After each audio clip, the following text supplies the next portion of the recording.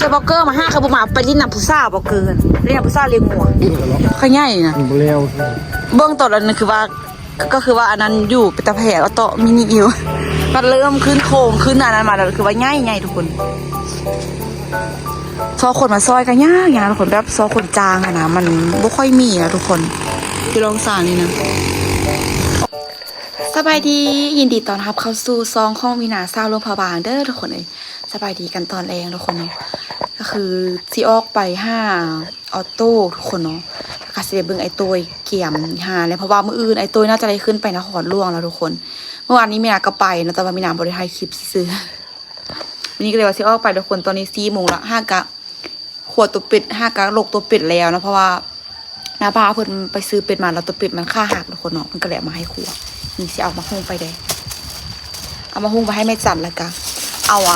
เครื่องน้องตุ๊กทุกคนเนาะเพราะว่าน้องตุ๊กลืมเครื่องไว้เดี๋ยวซิฟ้ากับไอตัวอูไปเพราะว่ามื้ออื่นสิขึ้นไปนครหลวงแล้วต้นตาลกับไปซอยพุ่นเนาะทุกคนมื้อวานนี้ก็ไปซอยเนาะมื้อนี้ก็ฟาวกีจุกกีอย่างยอดจุกยอดอย่างแล้วก็ฟาวไปซอยไอตัวเลยบ่ได้รับพรมีดกีอย่างทุกคนเพราะว่าเวียมันหนักทุกคนเนาะเนื่องจากว่ามันต้องได้ขึ้นไม้ได้เอาไม้ยังขึ้นเถิงเนาะต้นตาลก็ได้ขึ้นสิเนาะต้องได้ต่อหลักลอกหลักลายเนี่ยมันค่อนข้างที่จะสูงต้องเอาแบบเอาผู้น้อย เอาผู้น้อยน้ำหนักน้อยทุกคนเนาะเดี๋ยวสัญญาจะออกไปละทุกคนเมื่อกี้ท่านมื้อนี้รู้สึกว่าฝนแบบกวดตลอดเลยถ้าว่าไพ่ซิกี้จ่าเนี่ยต้องแบบระแวงอยู่ตลอดเลยแหละว่าจากโมงทุกคนแต่ซ้อนก็เริ่มมือแล้วเนาะแล้วมันมาตกโมงประมาณ10 โมง11 โมงเลยแหละก็แห้งเติบทุกคนเนาะกระดนเติบบ่ฮู้ว่าส่วนอย่างบ่ฮู้ว่าหน้าอย่าง4 อันสิเปียกหรือบ่ว่าแต่ว่าน่าจะมีน้ำอยู่ทุกคนเอาข้องบัวมีนาเพราะว่าใบหญ้ามันค่อนข้างจะห่างทุกคนเนาะน่าจะน้ำลงอยู่รู้สึกมื้อนี้แบบฝนกวนตลอดเมื่อกี้ก็ฟ้าลมแห้งๆแล้วก็ฝนมาน้อยนึงแล้วก็เซาไปเนาะเดี๋ยวถ้าเบิ่งตอนแรงอะทุกคนบ่ว่ามันสิตกหรือบ่เนาะตอนนี้เนาะไปเดี๋ยวอ้อไปกันมาไปเจอกันอยู่พุ่นเด้อ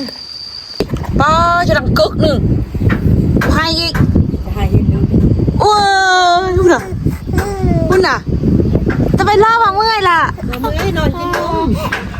โอ้เจอบอกเกอร์มา5 ครับผมมาไปลิ้นน้ำพุซ่าบอกเกินเรียกน้ำพุซ่าเลี้ยงงัวมีหน้าพูดเหรอเป็นประชุมอ่ะเต้เขาไปลิ้นน้ำพุซ่าเหรอไม่ได้ไปล่อป่ะไปมาเมื่อกี้นี่พูดป้ามันเป็นล่ออีกต้องไปล่อบานบอกพูดน่ะไปดินน้ำอายเนาะพูดน่ะไม่ใช่มันชื่นเฉวะไม่ใช่มันคือชื่นเฉวะเอาห้วยละเอาหัวละลมน้ำไผ่กับแม่น้ำไผ่ไปใส่มา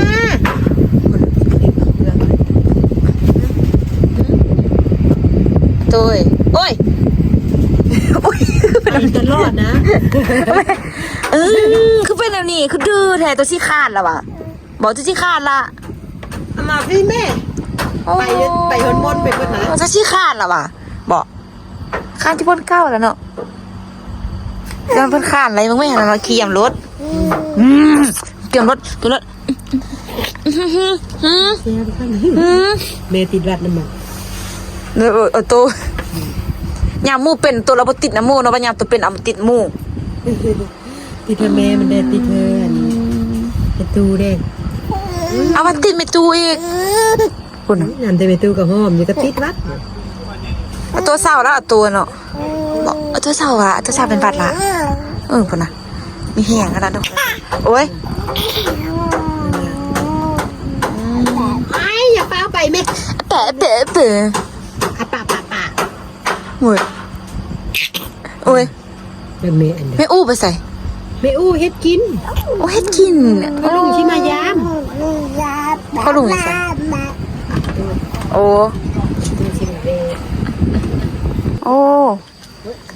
วันนี้เป็นกรรมกรไล่นะวันนี้เนาะวันนี้เป็นกรรมกรไล่ประสดเดี๋ยวพักพ่อแล้วประสดมีกรรมกรไล่วันนี้เดี๋ยวบอกกล้าเข้าไปนู่นได้ทุกคนนะเพราะว่าเงี้ยวเดี๋ยวเย็นๆไก่อย่าเบิ่งประตูสดเอิญประตูสดเอิญตูปูเอิญจะเอ้ยเอาเพิ่นมาเนี่ยเอาขึ้นเต็มเมื่อวานนี่เพิ่นมา5 ขึ้นเมื่อเช้านี่มาตา านมาแต่เช้าทุกคนออกมาแต่ประมาณ9 โมงเลยแหละกินกล้วยเยี่ยมเยี่ยมอ่ะเยี่ยมว่าจะตัดกินกล้วยแล้ววะว้ายโอ้มือตลอดโตขนาดตัวขึ้นไปถึงทุกคนเนาะไปหยับไม้ซอยเพื่อได้ขึ้นอยู่บ่มือนึงมาโอ้มันคือติ่งนานๆเนิ่นๆแท้พ่อไล่มาซอยทุกคนเนาะอันนี้น่าเคยเป็นกลางสมพบานแม่นฟากอันเอาฟากอันไปอู้ไปลงตู้เอาปักบ้านหูกันน่ะทุกคนเป็นเริ่มเป็นหูเป็นห้าแล้วได้นี่นั่นดีเพราะมันเยี่ยมเลยเยี่ยมมาตานเยี่ยมอ่ะเริ่มเป็นหูเป็นห้าแล้วทุกคนนี่ท่านี้ก็มือในตู้น่าจะขึ้นไปนครร่นน่าจะขึ้นไปเอาเครื่องเอาข้องนิดนึงทุกคนนอนแล้วกับประสุดก็ขึ้นไปนำ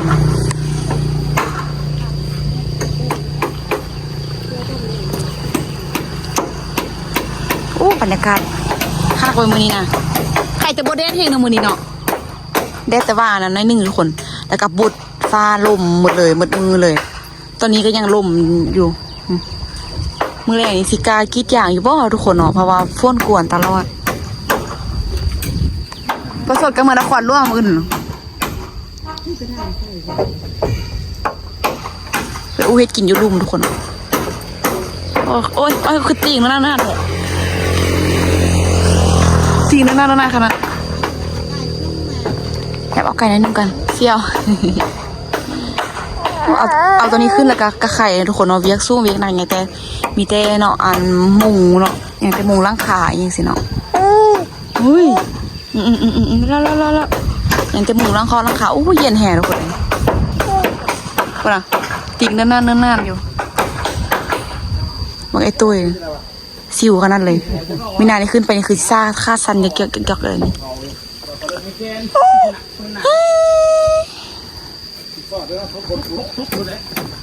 โอ้ยค่ะทุกคนแบบมุงวันนี้ขึ้นนั่นคือว่าขาด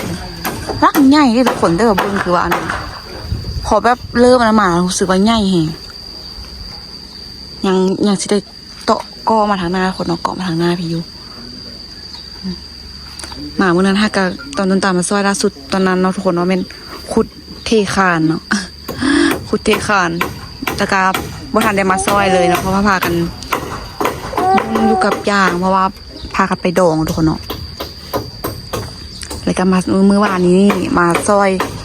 ขึ้นไม้ขึ้นแบบโค้งห่างโอ้ยตัวจมยังเนาะโอ้ตัวเริ่มจมทุกคนเลยไปเพื่อไปพอสดก็ขึ้นมาเบี่ยงว่ะพอสดมือมึงขึ้นมาเบี่ยงไอ้ตัวว่ะบ่มาแล้วว่ะมาพอไม่ตัวว่ะเป็นมาที่มีบริษัทบึงก็จังลองจังแรงนี่เนาะโอ้ไม่นี่ปลุกตูบส้นยางมันราคากันเนาะไม่น้อยเหรอเอาสบัดนั่นน่ะฮะเอาอันนี้นี่ป่ะย่าตัวมันเรียกมาจอบเอาเนาะในตัวมาเห็นนั่นไหมถ้าไปยุ่งเขาสิมาจอบเอาไหมไปเฮ็ดตูบจอบเอาไหมน้อยไปเฮ็ดตูบส้นยางโอ้นี่ง่ายกว่าหันลังหนึ่งในตัวดอกนี่กันเนาะค่อยง่ายนะเร็วเบื้องต้นอันนั้นคือว่าก็คือว่าอันนั้นอยู่เป็นตะแผลเอาโตมินิอิวมันเริ่มขึ้นโค้งขึ้นอันนั้นมาแล้วคือว่าง่ายทุกคนซอคนมาซอยกันยากทุกคนแบบซอคนจางอะนะมันไม่ค่อยมีนะทุกคนที่ลองสารนี่นะโอ้ยานเด้ซอคนมาใจลองสารกันยากก็น่าจีจางมันเป็นจุกอย่างกันยังไม่ค่อยมีทุกคนเนาะจางคนยากนะตรงนี้นะมีแต่กันว่าซีนะมีแต่ข้าเจ้าฮับเมาเลยนะชีจาแบบมาเป็นมือมาซอยสิข้าเจ้าบุคอยยักมาเจ้าเบอร์เขาเนาะคำเป็นขินทายพ่อลุงเพื่อนนั่นวะฮะพ่อลุงเพื่อนนั่นวะ มันจะมาออโต้นะไป มักเลาะแฮ่ทุกคนเลยฉันกำลังเริ่มดื้อได้ตรงนี้ตอนเร่งมือเอาไม้ข้าวไม้ยังขึ้นนะทุกคนเนาะว่ามืออื่นในตัวบไดายูล่ะมืออื่นทั้งนี้เราจะเฮ็ดปิงเป็ดคักๆก็สินี่ก็เลยว่าเราจะเฮ็ดปิงเป็ดแล้วจังซีออกว่าจังซีอันนั้นซั่นปุ้ยไม่ให้กินบ่ฮู้เฮ็ดเมนูน่าจะออกที่บ่ออกก็อบเนี่ยป้าโคตรบ่กะลาจะเป็ดหั่นน่ะโลกกินเป็นชั่วโมง2ชั่วโมงพุ่นน่ะ ให้กินอบเป็ด เอาเป็ด ซาแบบเป็นบุกเนื้อเตียงเป็นอะไรกันซาเลียด ป้าเฮ็ดแปลงอีกโทร5อีกป้าโทร5มากินเด้อโทร5มากินตัวเป็ดอีกกินไว้ ตัวบริเวณเรียกงานเนี่ย เบียกง่ายอยากกินก็กินตัวเอาตัวไปแทงอ๋อได้ขับป้าสายไฟคือเป็นอุปสรรคเลยที่พอได้ขับขึ้นว่ะบ้านนั้นมาเนาะมันจะปจุอะเตยว่าบ้านมุงมา ตัวลูกอลงบ้างลงให้ โอ้ย ตัวลูกอลงบ้างลูกมันบอก สายไฟฮะนะ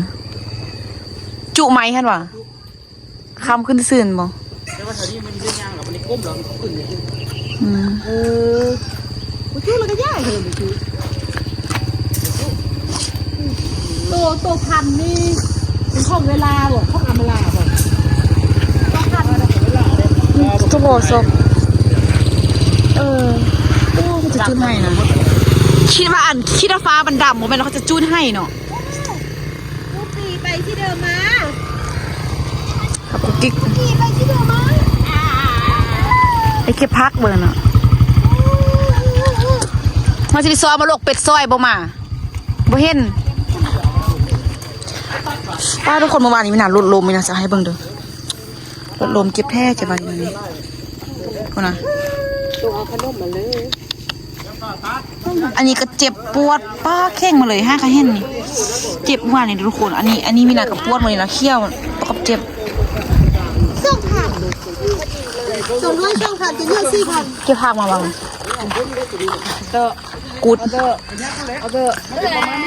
เอาวันนี้นะผมว่าวันนี้ อยากขึ้นไปเถิงเหรอคือสิคักเนาะห้ามโบกานะยานสั้นเลยเห็นปะขึ้นมาดูดลงมา วันนี้นะผมว่าวันนี้นะเนาะ ใช่ตัวนี้มันเครื่องได้เจนตัวนี้มันเป็นเครื่องอันนี้เวลาเราใส่นี่มันได้ได้วางอันนี้นะตัวนี้กับพิษเอาพิษได้ตัวนี้ก็ยังน่ะพวกเครื่องวางตัวนี้มันเครื่องเลยรถตัวนี้น่ะให้ตัวนั้นมันเครื่องแบบเนื้อเท่านั้นก็ได้ให้ตัวตันมันตัวนี้ให้ กล้าลมกัน ใช่เครื่องกันแล้วเครื่องกันเครื่องได้เนื้อน่ะติ้งย่ายเสื้อมันน่ะนั่นมันย่างเราต้อง นี่ทุกคนไม่นะไม่น่าจะโบพอว่าสัญญาณไม่โบพอ ต้องงานไปที่กลาง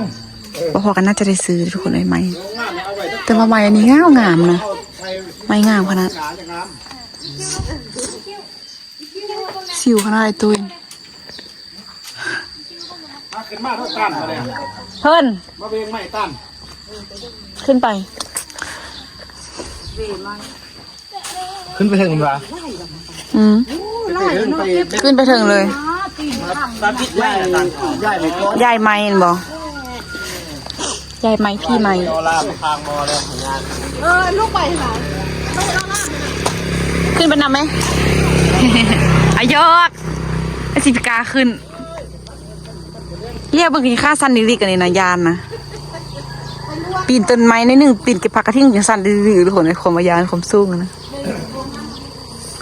ว่ามาฆ่าเลยเป็นตาแซ่บแหละว่าไม่เอาซื้อหิ้วข้าวคนเดียวจะได้ชีโตมันมาม่ากล้องกินก่อน ตัวมาผิดตัวมาเวงไม่พี่มาเนี่ย ถ้ากับได้เรียกไว้เมื่อวันนี้นะขึ้นไปเบรกไม้ขึ้นไปใหญ่ไม้ทุกคนอ่ะ ตัวว่าอยู่ยานเลยพี่ว่ายานเครื่องตัวนี้พี่มา อยู่คนละโซนมา เบงไม่มาเบงไม่เลยมาเนี่ยฮะอยู่ตัวนี้พี่ ย้ายไม้ไปทุกคนเนาะ ไปได้โบไม่นี่ก็ได้ เสียอย่านะเดี๋ยวเขาจะได้คอนเทนต์นะ มือตัวนี้ค่ำดูดิ จะได้ตัวเบาๆกันใจ แต่เห็ดแล้วเนาะโป่งไปจนขาด บ่แม่นโซคัดโดนแล้วตัว ส่งคาดโดนแล้วสู้จนคาดอยากไปดูหน่อยก่อนทุกคนให้เห็นหมด ไล่ไปพุ่นมาลูกไล่ไปเป็นมาลูกเนี่ยเอาอีกแค่นั้นแล้วมาพูดเรื่องเอาแค่นี้ไปเลยแป๊บได้ป่ะง่ายครับพูดเลยสิป่ะ เขาก็ต้องยุ่งนี่อยู่นี่พูดเรื่องตัวยืดหัวพูดเรื่องตัวยืดพูดเองว่าโอ้ มาสัตว์โอ้คุณจะหักเลยไอ้ตัวทางนั้นน่ะ ใจ เด้ เข้าใจ เข้าใจ ประมาณแล้วไหมตัวยืนเบิ้ง ตัวมากของผมมาจิพักมาหาตาพี่เด้อตูดมากก่อนตูดมากก่อน ว้าย มันกับพิษไหมเอาพิษลงแข้งเลย อย่ามันแก็บมาซะ พิษลงดึงมาโอ้ยตู้ทำที่ดีแล้วมันนิ่มเลยโอ้ยตัวช่างตีเยี่ยมกันเลยอันนี้ก่อนเลยไม่ได้นี่นะ ไม่ตุกคำมันอะคอนอยู่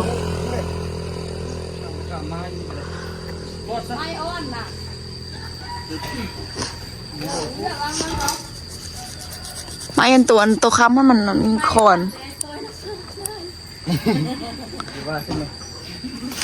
อ๋อเอจังนั้นเราเอาส้นไม้โยนซะได้น่ะให้เงาไปเลยนะโอ้ตัวเกาตีนยักๆอยู่ กินสาบกับของที่งานลำกาโอ้ยดึงคนไปนำ บ่ข้ามมาวางนี่สิพิษไปนี่นะ เรามันต้องอยู่คนละส้นเนาะ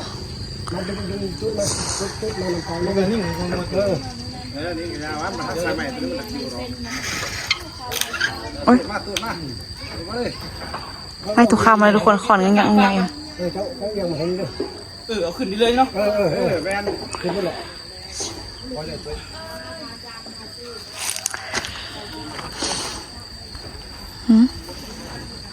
ลุ้นอยู่ทุกคนเลย ยกมันนี่เด้อ ทำไส้ไฟ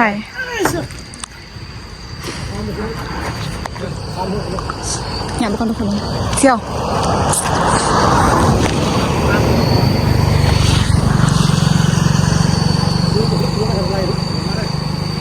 ยากนะทุกคนเนาะช่วยสิได้เหือนได้หาล่างหนึ่งโอ้ยยากทุกอย่างเลยทุกคนเลยเฮ็ดเรียนอะไรก็เบาไปเนาะไม่ถึงกระเป๋าเลยเบานะมาตุนเบาตัวไว้นะกระเป๋าก็เบาไหนยับนะโอ้นาเซี่ยวไม่คำกลางทุกคนกระบะขอนึงงังเห็นแล้วชิได้ละเอาอีรุ่นมันกันรุ่นด้วยนะ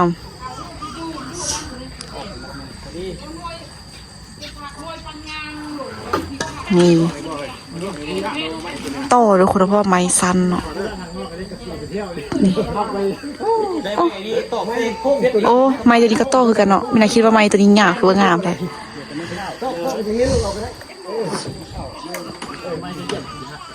คือว่าขอนงักอยู่เอาเลื่อยมาดูเลื่อยปั้นหัวตัวนี้ดู ยาวอ่ะเอาเลื่อยมือมาปัดเลี่ยมหัวตัวนี้ต้องตัดออกประมาณเม็ดหนึ่งได้อยู่ทุกคนตัดออกนี่ได้พี่ได้นี่เราตัดออกประมาณเม็ดหนึ่งเนาะทางหัวมันเพราะมันยาวเกินตัวนั้นโตไม่เกี่ยวเดี๋ยวให้ตัดไม้เอาทุกคนเนาะเอาเลื่อยยังตัดไม้ออกโอ้ยงามแห่ทุกคนตอนนี้เป็นเวลา5 โมงเย็นทุกคนเนาะ5 โมงตอนแรกเมื่อกี้เขาจะจุดให้วันเสาร์แล้ว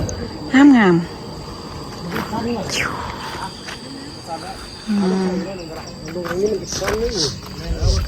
มาสเตย์เมือแล้วทุกคน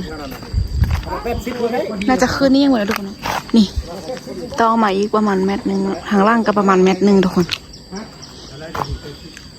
นาวารีเราตัดประมาณเนาะก็คือโตสองพอดี1 เมตร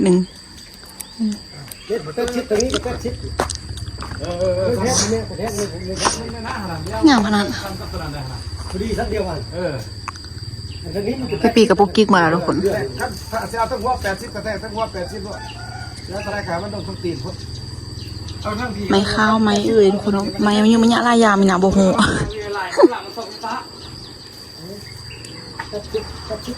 มันเรียกได้ชิดกันได้แม่นึงดีกว่า กระชิดเราไปยื่นมันก็ลื่นเอาต้องลื่นขึ้นมามันชิดเส้น อย่างกันอยู่ทุกคนเนาะว่าสิหยับขึ้นมาหยับออกทางหน้าเม็ดหนึงหรือว่าสิเอา80หรือว่าสิจงมาทางล่างเนาะกำลังลมกันอยู่ตัวนี้เพราะว่าคันถ้าว่าเฮาขึ้นเฮาเฮ็ดแล้วมันก็ต้องแบบมันก็สิเปลี่ยนสิยายาทุกคนเนาะต้องแบบตัดสินใจเลย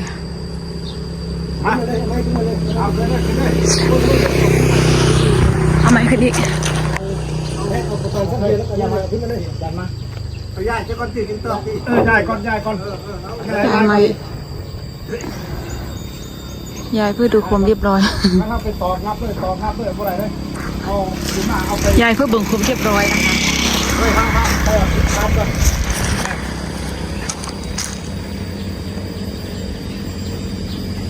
งามมาทุกคนเลยทางนี้นะงามนะตกมาปีนี้เห็นพระอาทิตย์ที่ตกดินกับว่างามแหงจะค่ายให้ใบจะเป็นเท่านะสู มาทุกคนไปเปิ้ลเลยต่อมันไม่ต่อยังจัดไม้ก่อนกับยาพอเห็นนะทุกคนเลยเพราะว่ามันยาวเนาะเอาไว้คนละส้นเดี๋ยวเย็บไปเย็บมา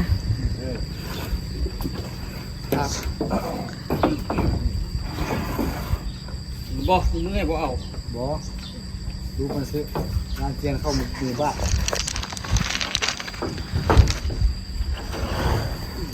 1 2 3 4โอ้จำได้เอาขึ้นหมดแล้วบ่มีไม้เย็บเลยค่ะเนาะน้ำหวาโยนน้ำเข้าไปกินเรียบร้อยทุกคนโยนน้ำโยนเครื่องเข้าไปไม่ได้ฮองวางตลอดยันพอนเฮ้ยเถอะปะFord Ranger Raptor ยายไม่หมดทุกคนอ๋อเรียนไว้ก็เดี๋ยวจะโทษกับรากค่ะ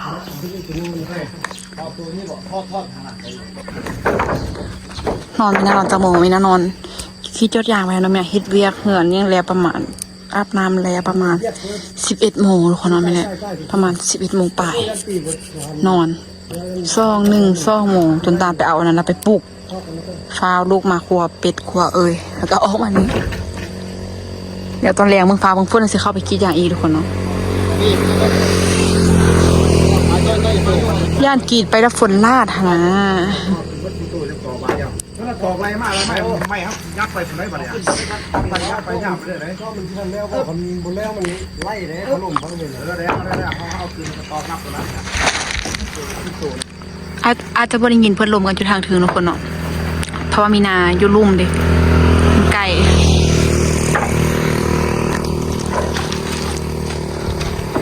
จู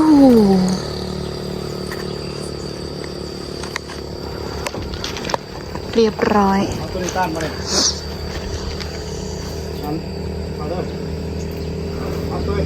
ไม่งามทุกคนไหมตัวซื้อเขาจะเอาเราไหมเรื่องอ่ะมันชี้เรื่องไหมแบบมีงานขนาดแต่ว่ากระแพงอยู่ทุกคนเนาะมายามนี้ก็แพงฮิตเหนือฮิตยังกันนะ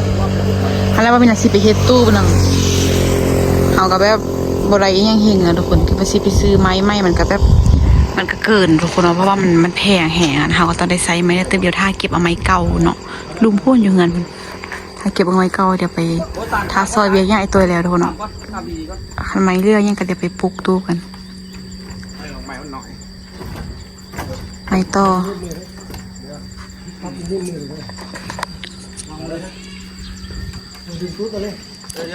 ปิดก็ข้ามก็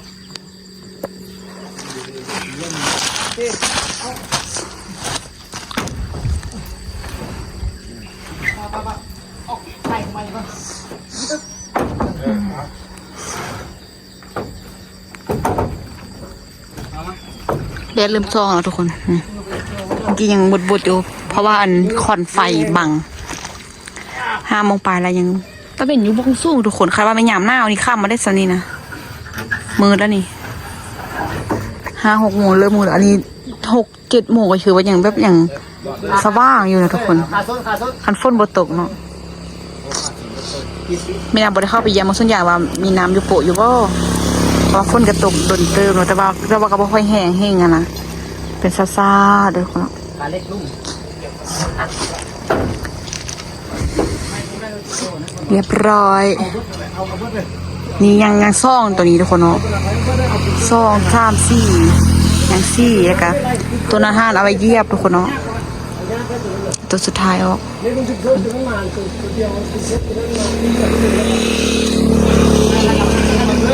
ดี๋ยวมาทุกคนเดี๋ยวให้เพื่อนหยับไม้หยับกันเนาะแล้วเดี๋ยวมาถ้าเบิ่งว่าซีเอาจังได้กับทางหน้าดีทุกคนเนาะแล้วก็เดี๋ยวมาตอกกันนะตอกเริ่มตอกแล้วทุกคนนี่เดี๋ยวไปค่อยหยับไปทีละน้อยเนาะตอกทางนี้ไปก่อน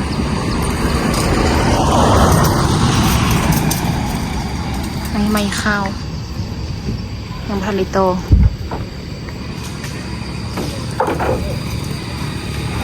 ได้เทกใส่ทุกคนออก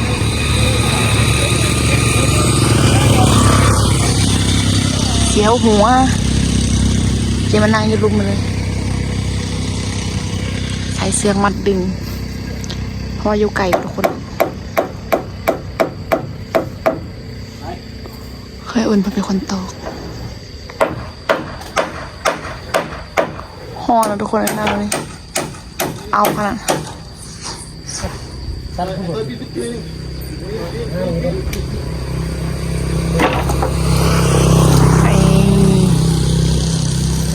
เรียบร้อย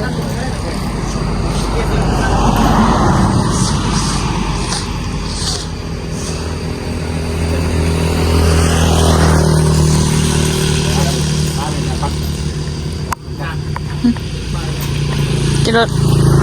โอ้โยนว่าจะต่ำไหมจอ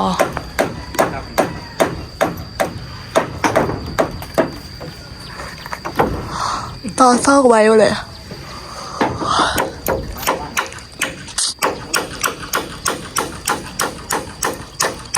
โอ้พอดีการไหมคะนั้นไม่ข้าวไหมนั้นขาดติดแล้วนะทุกคนคือแบบเป็นโฮเป็นห้างขึ้นมาเลยได้นี่มุงเนาะเฮ็ดร่างคากเฮ็ดร่างขายยังเลยอะไรกะนี่เตรียมก่อ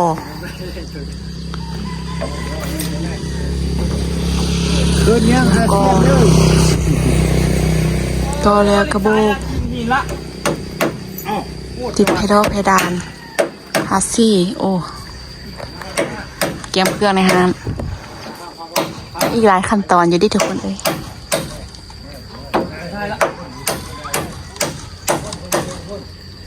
เนี่ยดูไปพุ่นกันออกจากนี้หนึ่งกันในคอนตีสิลวงใส่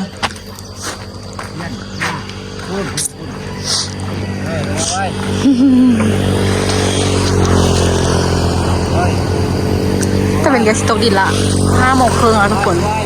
ยังปักแจงอยู่ที่6 โมงแล้วนี่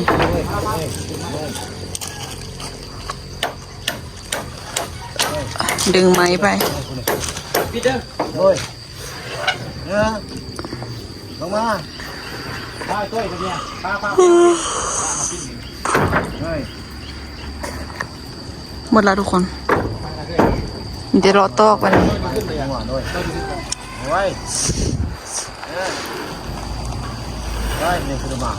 เลี้ยงจังนี่แล้วหยับใหญ่ทุกคนเอาไปเนาะเอาไม้ขึ้นแล้วล่ะตูดยาอะไรกับผู้ตอกกระตอกไปเนาะ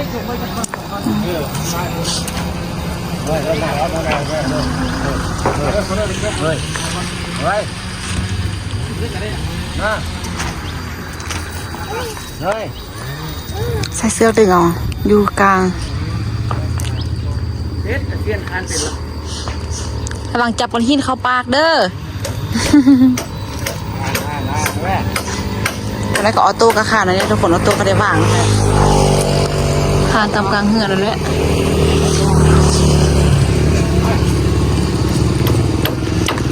โอ้ขาดคือทุกคนเลยดึงเอาสิเลยยับหัวกันยับหัวโอ้ยังซุนแล้ววันนี้หน่วยซุนไปมาละ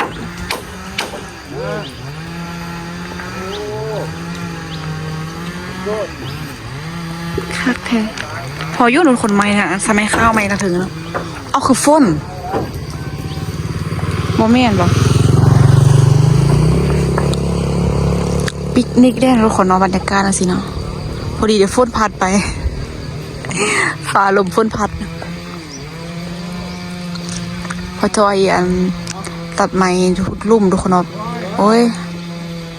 เพราะว่าไม้ไม้ดูลมทุกคนเนาะกบไม่ดูลมเนาะมีนายยังบ่ได้ลงไปเบิ่งจากบ้านเธอ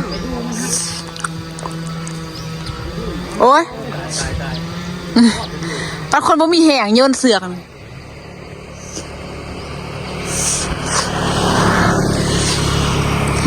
โอ้โหแม่ครูเทศย่างกินทุกคนเนาะเพราะว่ามีน